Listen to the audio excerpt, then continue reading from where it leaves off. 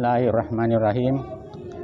Assalamualaikum warahmatullahi ta'ala wabarakatuh. Waalaikumsalam warahmatullahi wabarakatuh. Alhamdulillahi rabbil alamin.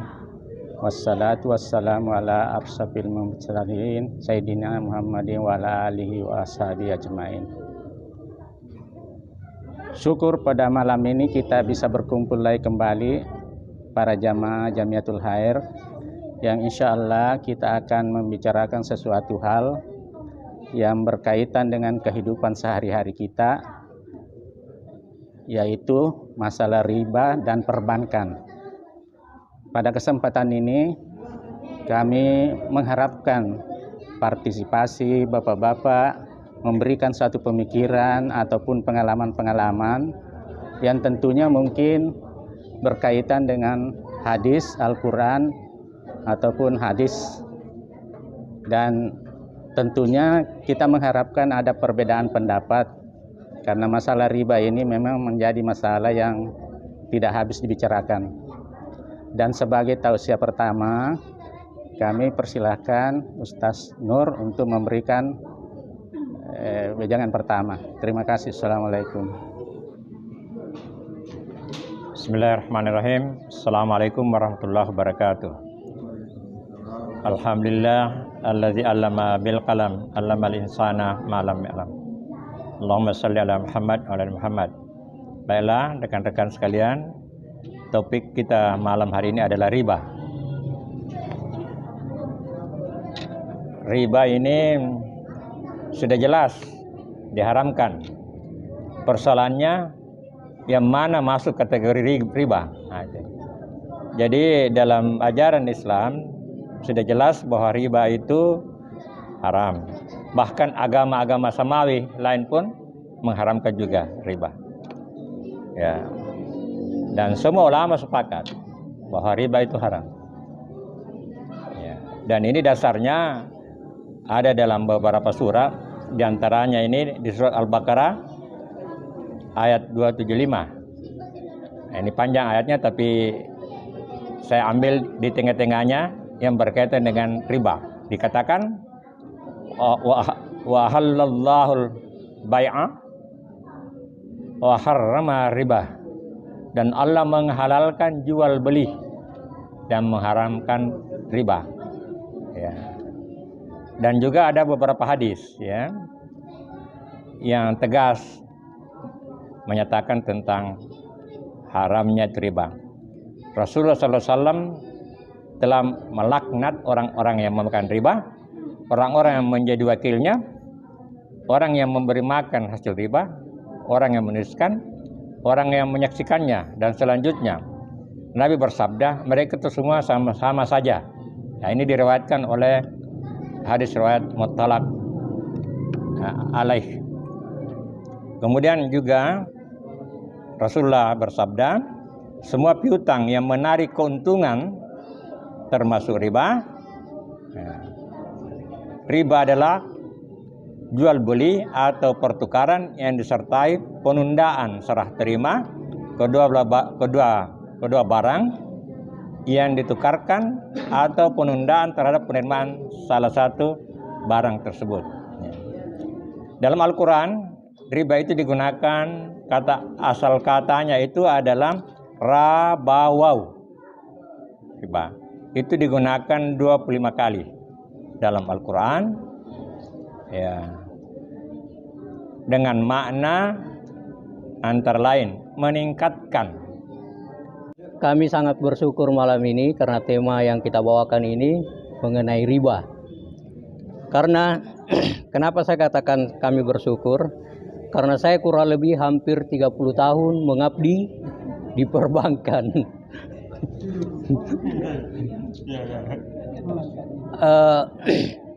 Ini betul apa yang dikatakan Pak Ustadz baru-baru. Ada yang mengatakan bahwa bunga bank, kadang ada yang bilang riba, ada juga bilang tidak. Nah, yang saya tanyakan, ini kan selama saya kerja di perbankan, ini kan gaji saya tidak tahu apakah ini masih termasuk riba atau bukan. Soalnya yang saya kasih makan kan keluarga saya itu kan dari hasil bank.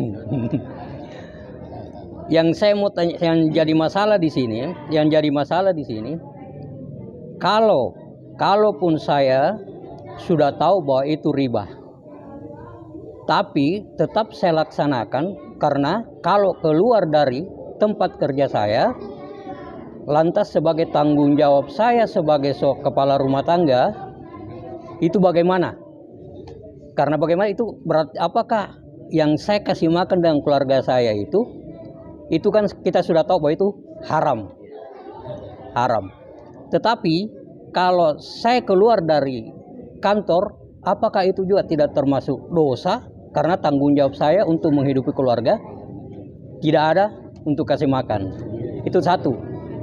Yang kedua, kalau seumpamanya saya mempunyai rezeki lebih dari hasil dari bank itu dengan masuk di rekening saya, itu hasil gaji, saya kasih makan anak yatim piatu atau fakir miskin. Sedangkan itu saya sudah tahu bahwa itu uang haram. Apakah itu yang saya mau tanyakan di sini? Apakah itu yang dimakan oleh anak yatim piatu atau fakir miskin itu dosanya saya tanggung atau bagaimana Pak Ustaz? Itu dulu Pak Ustaz. Bismillahirrahmanirrahim. Kita fokus dulu masalah perbankan yang konvensional ya. Kalau menurut sejarahnya, perbankan konvensional itu kan peradaban dari barat. Ya. Artinya begini, di sana itu merumuskan suatu teori-teori menyimpan keuangan dan alhamdulillah orang sana berjalan dengan baik, tidak ada hal-hal yang bisa diresaukan, khusus di barat ini ceritanya, dan memberi manfaat baik yang perbankan maupun yang menyimpan uang selama ini. Begitu keadaannya. Kemudian bank syariah ini artinya ini kan rumusnya dari Islam, tentu teorinya dari Quran dan hadis. Dan menurut hukum sudah pasti memang haram, sudah pasti haram, tidak ada celahnya. Baik hadis maupun Al-Quran. Namun masalah ini kita kiri kanan lah. Kebetulan kita yang ada di sini bukan ahli Quran, bukan ahli hadis, dan bukan ahli perbankan. Kita ini kan hanya persepsi-persepsi saja. Jadi bank syariah ini kan berada di Indonesia baru kira-kira 10 tahun yang lalu, barangkali barulah. Sementara barulah terjadi. Yang menjadi masalah seperti Bapak tanya tadi, kalau yang saya baca dari ulama seperti tadi, apakah gaji saya haram dan sebagainya. Kalau menurut ulama kita, yang menerima gaji, keluarganya, yang mencatat ikut terlibat dan sebagainya itu haram semua katanya. Itu saya menurut ulama dan haram semua. Jangan yang ikut saja mencatat itu haram. Jadi kan timbul masalah. Sekarang ya seperti Bapak katakan tadi, bagaimana jalan keluarnya? Ya saya kan pegawai di sana. Kalau saya keluar dan sebagainya, ada ulama yang mengatakan, ada ulama yang enggak bagus saya sebut namanya karena diupload. Ya, yang penting niatnya itu bahwa saya bekerja di sini salah, tapi saya dalam hati saya sebenarnya tidak ikhlas. Tapi karena saya tidak ada cara lain, saya kerja aja terus-terus sampai berdoa supaya saya bisa mendapat pekerjaan di tempat lain. Itu sarannya ulama, bukan saya. Assalamualaikum warahmatullahi wabarakatuh.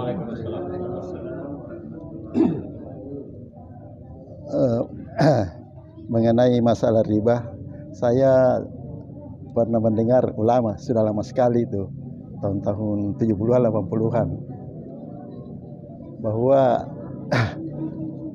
bunga bank itu katanya bukan riba karena demi untuk kepentingan orang banyak dulu itu. Tapi begitu 10 tahun kemudian saya bertanya lagi, atau menurut perkembangannya ada yang mengatakan itu tadi bunga bank itu riba, tapi kalau disimpan di bank syariah kan beda bank konvensional. Kalau bank syariah katanya tidak karena bagi hasil. Kemudian saya bilang apa bedanya? Cuma dia bilang katanya kalau di bank konvensional itu dia kasih pinjam misalnya orang non muslim, dia bangun ini apa namanya restoran, tempat maksiat, apa hotel misalnya yang menghasilkan. Tapi kalau bank syariah tidak, dia meminjamkan apa namanya yang misalnya sekolah kalau ada yang mau dibangun, pokoknya kan yang berbau Islam maksudnya begitu. Jadi apakah ini benar tentunya adanya? Artinya jadi katanya bagi hasil itu mungkin ada penghasilan, tapi dia tidak sembarang kasih pinjam kalau bank syariah. Kemudian ada yang saya tanyakan itu Pak, mungkin bukan rahasia umum lagi yang saya pernah tanyakan kemanakan apa banyak. Bagaimana itu orang menyogok jadi polisi lah, bukan rahasia lagi toh. Oh jadi polisi, nyogok dulu baru lulus. Ya. Ada yang saya tanyakan juga sama ulama, katanya itu menyogok, ya pada saat menyogok itu memang tidak boleh, diharamkan. Tapi bagaimana untuk selanjutnya Pak, karena dia kerja hasil sogokan, dia bilang kalau sudah bekerja bukan lagi haram, karena dia sudah bekerja. Terima kasih. Assalamualaikum warahmatullahi wabarakatuh. Ya, ini kita berbicara masalah perbankan Pak. Ini saya juga satu pengalaman ini. Ini pernah begini Pak. Ini waktu saya itu masih aktif, saya masih bekerja itu, ada salah satu teman saya memang dia orangnya alim sekali, bahkan dipanggil ustaz itu Pak. Nah, suatu saat dia mengambil uang bank. Jadi saya tanya, kok ustaz juga utang di bank? Saya tidak utang. Loh, kamu ngambil uang di bank itu sama? Utang kan? Nah, tidak, saya tidak ambil bank. Begini Pak, kita kan pegawai negeri. Kita itu menyuburkan bank, membantu perbankan. Karena kita gaji kan sudah dipotong Pak. Itu kerjasama bendahara dengan perbankan. Jadi kita tidak tahu. Hanya saya ambil duluan saya punya gaji. Nah, karena saya itu ada itu untuk membantu perbankan. Saya tidak tahu berapanya. Itu kami membantu perbankan. Nah, membantu perbankan kan orang banyak Pak yang miliki nanti. Perbankan juga share kepada yang lain-lain kan seperti begitu. Nah, lain halnya kalau pedagang atau pengusaha. Itu utang, karena pasti ditagih tiap bulan. Kalau pegawai negeri ditagih Pak. Tidak pernah ditagih kan? Seperti begitu. Tidak, kita pegawai tidak pernah ditagih. Bendahara sudah pro dengan ini, perbankan. Jadi kita tidak utang Pak. Gaji kita itu sudah ambil duluan. Hanya dipotong berapa kita. Ya mungkin karena kita menyuburkan bank, karena berapa mungkin kita ambil. Tidak tahu itu berapa anunya. Itu bahasa bank itu dengan bendahara itu sudah ada Pak. Jadi saya terima dari bendahara, karena bendahara kan sudah kerjasama. Berapa persen saya tidak tahu. Yang penting saya punya gaji itu sudah ada Pak. Pegawai negeri kan sudah ada gajinya. Ya kan? Kita itu bukan utang. Hanya mengambil duluan kita punya gaji. Seperti begitu. Itu anunya Pak, itu teman saya sampai lama saya juga debat sedikit, tapi dia bilang saya tidak mau Pak. Saya membantu perbankan. Katanya seperti begitu. Saya bilang kan utang. Oh, saya tidak utang. Dia mungkin saya tidak utang. Kecuali kalau pedagang atau pengusaha itu utang. Kalau coba tidak bayar pasti datang ditagih. Kalau Anda kan tidak pernah ditagih kan? Oh iya sebenarnya. Ya itu begitu anunya Pak. Ya seperti pada waktu saya itu aktif dengan teman saya pernah berbincang begitu. Nah dia juga belum ada dalil dia Pak, tidak ada juga begitu. Terima kasih, begitu aja Pak Nur. Terima kasih.